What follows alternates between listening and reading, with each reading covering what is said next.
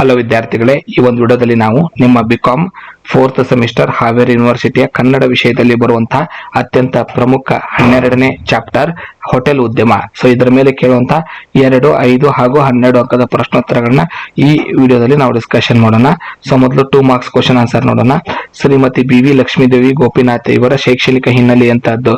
ಇವರು BBM ಪದವಿಯನ್ನ ವಿಶ್ವವಿದ್ಯಾಲಯಕ್ಕೆ 6ನೇ rank ಪಡೆದು ಉತ್ತೀರ್ಣರಾಗಿದ್ದಾರೆ. ನಂತರ MBA ಉನ್ನತ ವಿದ್ಯಾಭ್ಯಾಸವನ್ನು ಪೂರ್ಣಗೊಳಿಸಿದ್ದಾರೆ. ಲೇಖಕಿಯ ಉದ್ಯಮ ಕ್ಷೇತ್ರದ ಅನುಭವ ಮತ್ತು ಬರೆದ ಪುಸ್ತಕದ ಹೆಸರನ್ನು ತಿಳಿಸಿ. ಇವರಿಗೆ ಹೋಟೆಲ್ ಉದ್ಯಮದಲ್ಲಿ ಸುಮಾರು 15 ವರ್ಷಗಳ ಸುದೀರ್ಘ ಅನುಭವ ಇದೆ. ಇವರು ತಮ್ಮ ಅನುಭವವನ್ನು ಆಧರಿಸಿ ಉದ್ಯಮದ ಹಾದಿಯಲ್ಲಿ ಎಂಬ ಪುಸ್ತಕವನ್ನು ಬರೆದಿದ್ದಾರೆ. BV ಲಕ್ಷ್ಮೀದೇವಿ ಅವರು ಉದ್ಯಮಿಯಾಗಿ ಯಾವ ಸಂಸ್ಥೆಯ ಮಾಲೀಕರಾಗಿದ್ದಾರೆ ಹಾಗೂ ಇತ್ತೀಚಿನ ವರ್ಷದಲ್ಲಿ ಏನು ಮಾಡುತ್ತಿದ್ದಾರೆ?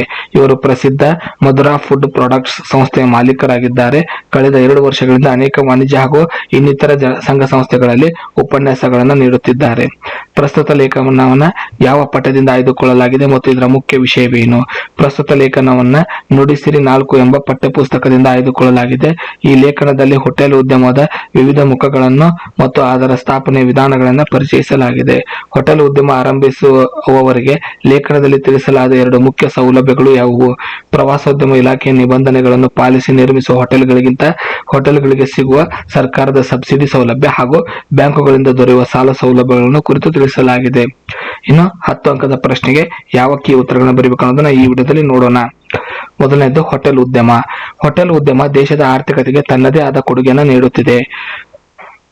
ಹೋಟೆಲ್ಗಳೆಂದರೆ ಮನೆಯಿಂದ ಹೊರಗೆ ಬರುವ ಜನರಿಗೆ ಸಾಮಾನ್ಯವಾಗಿ ವಸತಿ, ಊಟ ಸೌಲಭ್ಯ ಪೂರೈಸುವ ವ್ಯವಹಾರಿಕ ಉದ್ಯಮ ಸಂಸ್ಥೆಯಾಗಿದೆ. ಇಂದಿನ ಹೋಟೆಲ್ಗಳು ವ್ಯವಹಾರ ನಿಷ್ಕರ್ಷ ಮಾಡುವ ಸ್ಥಳವಾಗಿವೆ, ಅಂದ್ರೆ ವ್ಯವಹಾರದ ಬಗ್ಗೆ ಚರ್ಚೆ ಮಾಡುವ ಸ್ಥಳವಾಗಿದೆ. ಪ್ರವಾಸೋದ್ಯಮದ ಸೂತ್ರಧಾರಿಯಾಗಿ ನಗರ ಸಂಸ್ಕೃತಿಯ ಪ್ರತೀಕವಾಗಿವೆ. ಹೋಟೆಲ್ಗಳಲ್ಲಿರುವ ವಿಧಗಳು.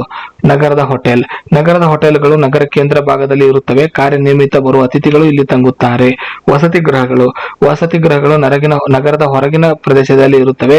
ಇಲ್ಲಿ ಸಂಸಾರದೊಂದಿಗೆ ಬರುವವರು ಉಳಿಯುತ್ತಾರೆ. ರೆಸಾರ್ಟ್ಗಳು ಬೆಟ್ಟ ಗುಡ್ಡ ಸಮುದ್ರ ತೀರದ ಪ್ರದೇಶದಲ್ಲಿ ಇರುತ್ತವೆ. ಪ್ರಕೃತಿ ಸೌಂದರ್ಯ ಮತ್ತು ಸಮಯವನ್ನು ಆಹ್ವಾದಿಸಲು ಬಂದವರು ಇಲ್ಲಿ ತಂಗುತ್ತಾರೆ. ಹೋಟೆಲ್ಗಳು 2 ನಗರಗಳ ಮುಖ್ಯ ರಸ್ತೆಗಳಲ್ಲಿ ಸ್ಥಾಪನೆಯಾಗಿರುತ್ತವೆ. ರಸ್ತೆಯಲ್ಲಿ ದೀರ್ಘ ಪ್ರಯಾಣಿಸುವವರು ಇಲ್ಲಿ ವಿಶ್ರಮಿಸಲು ಬರುತ್ತಾರೆ.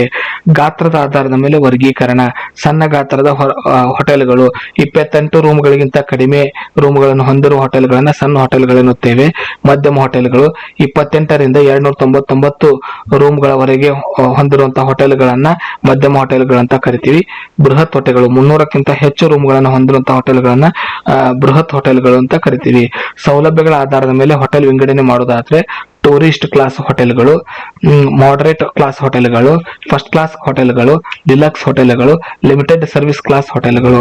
ಇನ್ನು ಹೋಟೆಲ್ನ ಲಕ್ಷಣ ನೋಡೋದಾದ್ರೆ ಹೋಟೆಲ್ ಉದ್ಯಮಕ್ಕೆ ಯಾವುದೇ ರೀತಿಯ ವಿದ್ಯಾರ್ಹತೆ ಅವಶ್ಯಕತೆ ಇರುವುದಿಲ್ಲ. ಸೇವಾ ಮನೋಭಾವ ಇರುವ, ಆಹಾರ ತಯಾರಿಕೆಯಲ್ಲಿ ಆಸಕ್ತಿ ಹೊಂದಿರುವ ಯಾವುದೇ ವ್ಯಕ್ತಿ ಕೂಡ ಇದನ್ನ ಸ್ಥಾಪಿಸಬಹುದು. ಇದನ್ನ ಕಲಿಯಲು ಹೋಟೆಲ್ ಮ್ಯಾನೇಜ್ಮೆಂಟ್ ಎಂಬ ಸಪರೇಟ್ ಆಗಿ ಕೋರ್ಸ್ ಇದೆ. ಇದಕ್ಕೆ ಬೃಹತ್ ಬಂಡವಾಳದ ಅಗತ್ಯವಿರುತ್ತದೆ. ಇದಕ್ಕೆ ಉತ್ತಮ ಸ್ಥಳದ ಅವಶ್ಯಕತೆ ಇರುತ್ತದೆ. ಗ್ರಾಹಕರಿಗೆ ಅನೇಕ ರೀತಿಯ ಸೌಲಭ್ಯಗಳನ್ನು ನೀಡುವ ಸಾಧನಗಳನ್ನು ವ್ಯವಸ್ಥೆ ಮಾಡಲಾಗುತ್ತದೆ. ಸರ್ಕಾರದಿಂದ ನೇರವಾಗಿ ಯಾವುದೇ ಸೌಲಭ್ಯಗಳಿಲ್ಲದೆ ಇದ್ದರೂ ಪ್ರವಾಸೋದ್ಯಮದಿಂದ ಕೆಲವೊಂದು ಸಬ್ಸಿಡಿಗಳು ಲಭ್ಯವಾಗುತ್ತವೆ. ಸೊ ಇಷ್ಟು ಕೀ ಪಾಯಿಂಟ್ಸ್ ಗಳನ್ನ ನೀವು 10 ಅಂಕಕ್ಕೆ ಬರೆದ್ರೆ ಸಾಕು, ಪೂರ್ತಿ ಅಂಕಗಳನ್ನ ನೀವು ಪಡ್ಕೋಬಹುದು. ಮುಂದಿನ ವಿಡಿಯೋದಲ್ಲಿ ಮತ್ತೊಂದು ಅಧ್ಯಾಯದೊಂದಿಗೆ ಸಿಗೋಣ. ಧನ್ಯವಾದಗಳು.